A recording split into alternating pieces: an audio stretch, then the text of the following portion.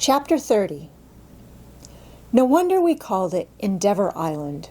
For 2 weeks we toiled at building a hut. Maud insisted on helping, and I could have wept over her bruised and bleeding hands. And still, I was proud of her because of it. There was something heroic about this gently bred woman enduring our terrible hardship and with her pittance of strength bending to the tasks of a peasant woman. She gathered many of the stones which I built into the walls of the hut. Also, she turned a deaf ear to my entreaties when I begged her to desist. She compromised, however, by taking upon herself the lighter labors of cooking and gathering driftwood and moss for our winter supply. The hut's walls rose without difficulty, and everything went smoothly until the problem of the roof confronted me. Of what use the 4 walls without a roof? And of what could a roof be made? There were the spare oars, very true. They would serve as roof beams, but with what was I to cover them? Moss would never do. Tundra grass was impracticable. We needed the sail for the boat, and the tarpaulin had begun to leak. Winters used walrus skins on his hut, I said. There are the seals, she suggested. So next day the hunting began. I did not know how to shoot, but I proceeded to learn, and when I had expended some 30 shells for 3 seals, I decided that the ammunition would be exhausted before I acquired the necessary knowledge. I had used 8 shells for lighting fires before I hit upon the device of banking the embers with wet moss, and there remained not over 100 shells in the box. We must club the seals, I announced, when convinced of my poor marksmanship. I have heard the sealers talk about clubbing them. They are so pretty, she objected. I cannot bear to think of it being done. It is so directly brutal, you know, so different from shooting them. That roof must go on, I answered grimly. Winter is almost here. It is our lives against theirs. It is unfortunate we haven't plenty of ammunition, but I think, anyway, that they suffer less from being clubbed than from being all shot up. Besides, I shall do the clubbing. That's just it, she began eagerly and broke off in sudden confusion. Of course, I began, if you prefer. But what shall I be doing? She interrupted, with that softness I knew full well to be insistence. Gathering firewood and cooking dinner, I answered lightly. She shook her head. It is too dangerous for you to attempt alone. I know. She waved my protest. I am only a weak woman, but just my small assistance may enable you to escape disaster. But the clubbing? I suggested. Of course, you will do that. I shall probably scream. I'll look away when... The danger is most serious, I laughed. I shall use my judgment when to look and when not to look, she replied with a grand air. The upshot of the affair was that she accompanied me next morning. I rowed into the adjoining cove and up to the edge of the beach. There were seals all about us in the water, and the bellowing thousands on the beach compelled us to shout at each other to make ourselves heard. I know men club them, I said, trying to reassure myself, and gazing doubtfully at a large bull not 30 feet away, upreared on his 4 flippers and regarding me intently. But the question is, how do they club them? Let us gather tundra grass and thatch the roof, Maud said. She was as frightened as I at the prospect, and we had reason to be gazing at close range at the gleaming teeth and dog-like mouths. I always thought they were afraid of men, I said. How do I know they are not afraid? I queried a moment later, after having rowed a few more strokes along the beach. Perhaps if I were to step boldly ashore, they would cut for it, and I could not catch up with one. And still I hesitated. I heard of a man once who invaded the nesting grounds of wild geese, Maud said. They killed him. The geese? Yes, the geese. My brother told me about it when I was a little girl. But I know men club them, I persisted. I think the tundra grass will make just as good a roof, she said. Far from her intention, her words were maddening me, driving me on. I could not play the coward before her eyes. Here goes, I said, backing water from one oar and running the bow ashore. I stepped out and advanced valiantly upon a long-maned bull in the midst of his wives. I was armed with a regular club with which the boat pullers killed the wounded seals gaffed aboard by the hunters. It was only 1.5 feet long, and in my superb ignorance I never dreamed that the club used ashore when raiding the rookeries measured 4 to 5 feet. The cows lumbered out of my way, and the distance between me and the bull decreased. He raised himself on his flippers with an angry movement. We were 12 feet apart. Still, I advanced steadily, looking for him to turn tail at any moment and run. At 6 feet, the panicky thought rushed into my mind. What if he will not run? Why, then I shall club him, came the answer. In my fear, I had forgotten that I was there to get the bull instead of to make him run. And just then he gave a snort and a snarl and rushed at me. His eyes were blazing, his mouth was wide open, the teeth gleamed cruelly white. Without shame, I confess that it was I who turned and footed it. He ran awkwardly, but he ran well. He was but 2 paces behind when I tumbled into the boat, and as I shoved off with an oar, his teeth crunched down upon the blade. The stout wood was crushed like an eggshell. Maud and I were astounded. A moment later, he had dived under the boat, seized the keel in his mouth, and was shaking the boat violently. "My!" said Maud. "Let's go back." I shook my head. I can do what other men have done, and I know that other men have clubbed seals, but I think I'll leave the bulls alone next time. "I wish you wouldn't," she said. "Now don't say, 'Please, please,'" I cried, half angrily, I do believe. She made no reply, and I knew my tone must have hurt her. "I beg your pardon," I said, or shouted rather, in order to make myself heard above the roar of the rookery. "If you say so, I'll turn and go back, but honestly, I'd rather stay." "Now don't say that this is what you get for bringing a woman along," she said. She smiled at me whimsically, gloriously, and I knew there was no need for forgiveness. I rowed a couple of 100 feet along the beach so as to recover my nerves, and then stepped ashore again. "Do be cautious," she called after me. I nodded my head and proceeded to make a flank attack on the nearest harem. All went well until I aimed a blow at an outlying cow's head and fell short. She snorted and tried to scramble away. I ran in close and struck another blow, hitting the shoulder instead of the head. "Watch out!" I heard Maud scream.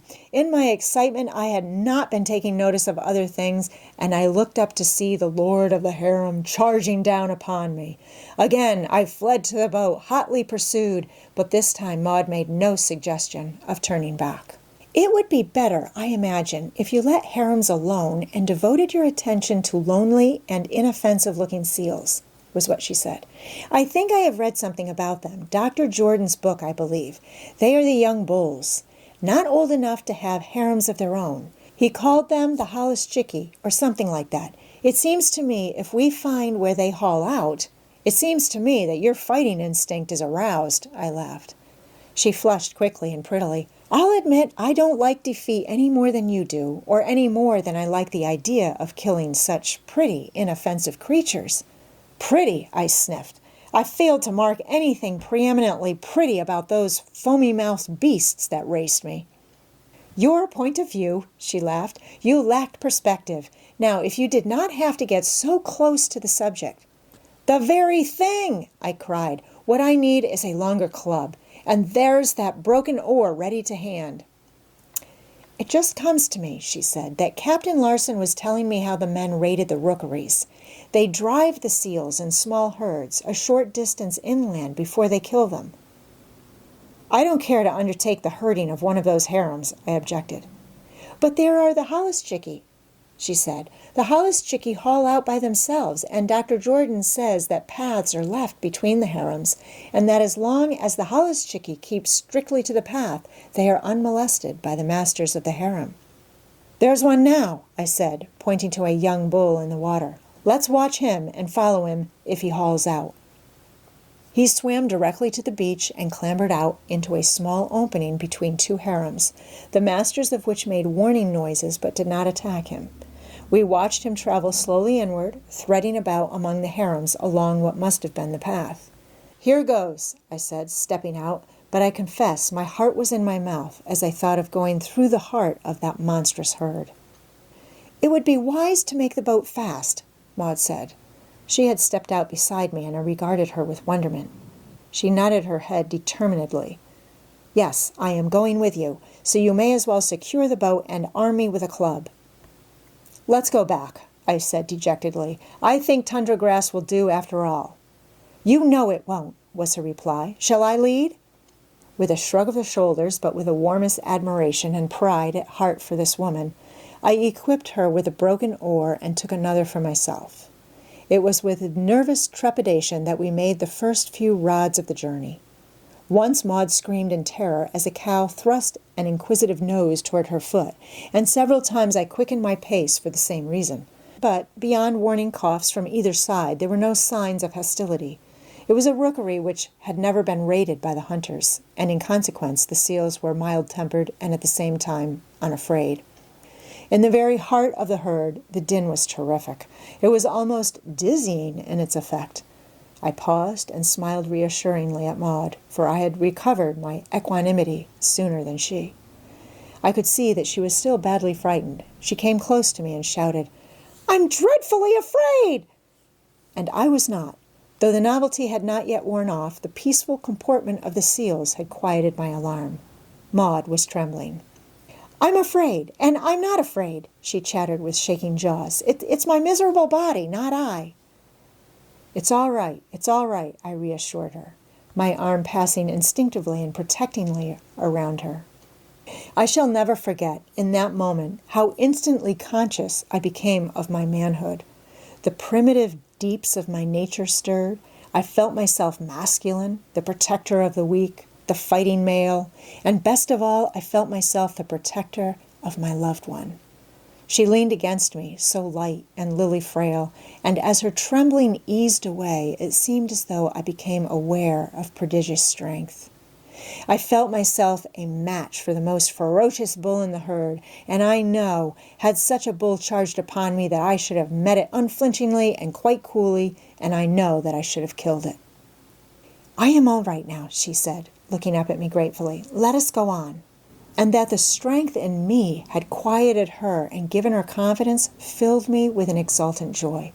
The youth of the race seemed burgeoning in me, over-civilized man that I was, and I lived for myself the old hunting days and forest nights of my remote and forgotten ancestry. I had much for which to thank Wolf Larson, was my thought, as we went along the path between the jostling harems. A quarter of a mile inland, we came upon the Holluschickie, sleek young bulls living out the loneliness of their bachelorhood and gathering strength against the day when they would fight their way into the ranks of the Benedicts. Everything now went smoothly. I seemed to know just what to do and how to do it. Shouting, making threatening gestures with my club, and even prodding the lazy ones, I quickly cut out a score of the young bachelors from their companions. Whenever one made an attempt to break back toward the water, I headed it off. Maud took an active part in the drive, and with her cries and flourishings of the broken oar was of considerable assistance. I noticed, though, that whenever one looked tired and lagged, she let it slip past. But I noticed also, whenever one with a show of fight tried to break past, that her eyes glinted and showed bright, and she rapped it smartly with her club. "My! It's exciting!" she cried, pausing from sheer weakness. "I think I'll sit down." I drove the little herd, a dozen strong now, what of the escapes she had permitted, 100 yards farther on, and by the time she joined me, I had finished the slaughter and was beginning to skin. An hour later, we went proudly back along the path between the harems, and twice again we came down the path burdened with skins, till I thought we had enough to roof the hut. I set the sail, laid one tack out of the cove, and on the other tack made our own little inner cove. "It's just like homecoming," Maud said, as I ran the boat ashore. I heard her words with a responsive thrill. It was all so dearly intimate and natural, and I said, "It seems as though I have lived this life always. The world of books and bookish folk is very vague, more like a dream memory than an actuality. I surely have hunted and forayed and fought all the days of my life. And you, too, seem a part of it. You are," I was on the verge of saying, "my woman, my mate," but glibly changed it to, "standing the hardship well." But her ear had caught the flaw. She recognized a flight that midmost broke. She gave me a quick look. "Not that. You were saying—" That the American Mrs. Meynell was living the life of a savage and living it quite successfully, I said easily. Oh, was all she replied, but I could have sworn there was a note of disappointment in her voice. But my woman, my mate, kept ringing in my head for the rest of the day and for many days. Yet never did it ring more loudly than that night as I watched her draw back the blanket of moss from the coals, blow up the fire, and cook the evening meal.